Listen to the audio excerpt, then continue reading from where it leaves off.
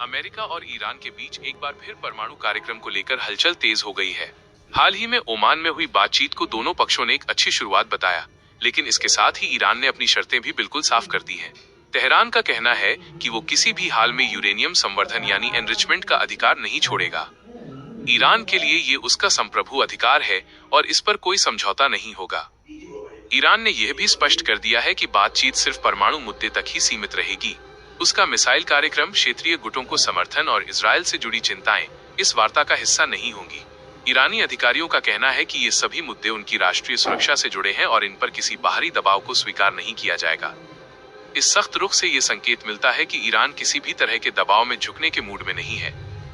दूसरी ओर अमेरिका चाहता है कि ईरान सिर्फ परमाणु गतिविधियों पर ही नहीं बल्कि मिसाइल परीक्षणों और मध्य पूर्व में उसके प्रभाव को लेकर भी बातचीत करे। वॉशिंगटन का मानना है कि अगर क्षेत्र में स्थिरता लानी है तो इन सभी पहलुओं पर चर्चा जरूरी है। इसी बीच खबरें हैं कि अमेरिका ने क्षेत्र में अपनी सैन्य मौजूदगी भी बढ़ाई है, जिससे तनाव और गहरा सकता है।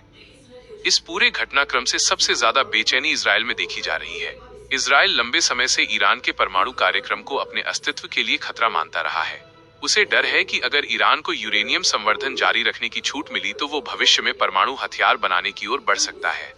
इसी चिंता के चलते इजरायली प्रधानमंत्री बेंजामिन नेतन्याहू वॉशिंगटन की यात्रा पर जा रहे हैं, जहां उनकी मुलाकात अमेरिकी राष्ट्रपति डोनाल्ड ट्रंप से होगी।